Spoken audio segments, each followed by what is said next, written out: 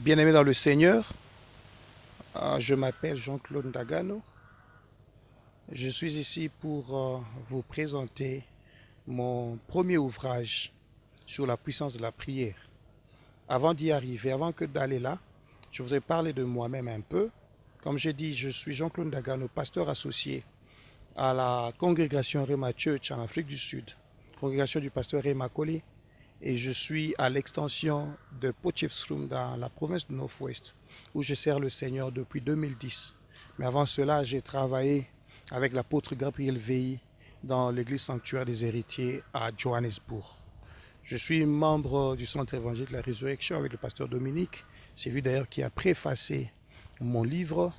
Et j'ai été berger du groupe évangélique Amphithéâtre dans le campus quand j'étais étudiant, et aussi berger du ministère de prière, l'école de prière Péniel, avec l'ancien Vicky Oumba.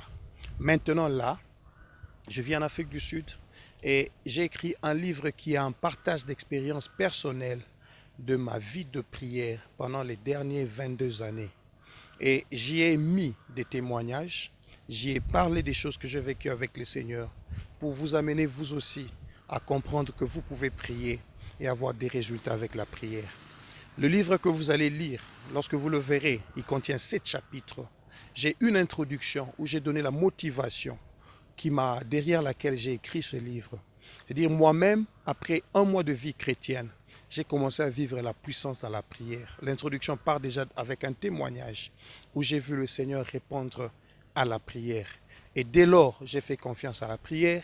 J'ai travaillé dans le département de prière. J'ai été au ministère de prière, à l'école de prière à Péniel, où nous avons cherché le Seigneur. De toute manière, nous avons vu Dieu agir. Le premier chapitre parle sur la puissance, où j'ai défini la puissance. C'est le dictionnaire français qui dit c'est la capacité de faire quelque chose. Et la prière est capable de faire quelque chose. J'ai encore donné 3 autres définitions. Une définition en politique, une définition en sciences, en physique et une définition en mathématiques. Le deuxième chapitre du livre nous parle de la prière elle-même. Nous avons défini la prière selon Matthieu chapitre 7, verset 7, qui dit « Demandez et l'on vous donnera, cherchez, vous trouverez, et frappez, l'on vous ouvrira. » La part de demander est les nôtres, la part de chercher est les nôtres, mais la part de trouver et la part de donner ou la part d'ouvrir, c'est la part de Dieu. Nous disons que la prière, c'est le moyen de communication entre l'homme et Dieu.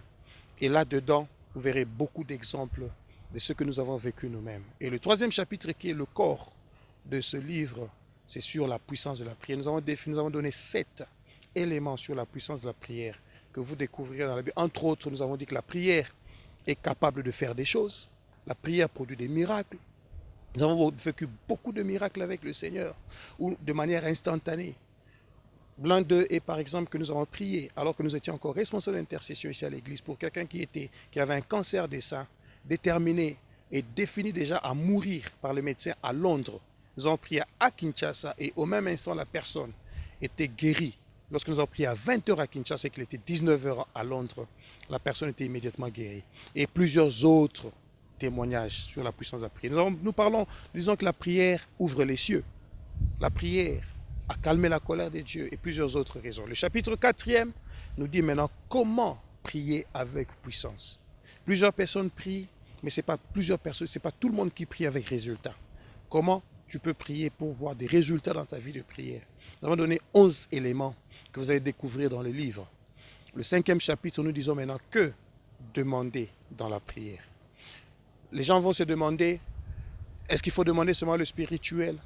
Est-ce qu'il faut seulement demander le physique ou le matériel? Nous disons, la prière est faite pour que nous, hommes, nous connections avec le Seigneur pour avoir ce qui est spirituel, ce qui est physique, ce qui dépend de notre besoin. Le 6e chapitre parle maintenant de quelques citations des hommes de Dieu sur la prière. Nous avons pris beaucoup des hommes de réveil, même des pasteurs aujourd'hui, comme le pasteur Marcelo, le pasteur Roland Dallot. Et la conclusion nous donne des versets sur la prière, la puissance de la prière. Vivez, lisez notre livre, envoyez-nous vos témoignages et nous allons les publier comme témoignages sur la prière. Que Dieu vous bénisse. Amen. Cool.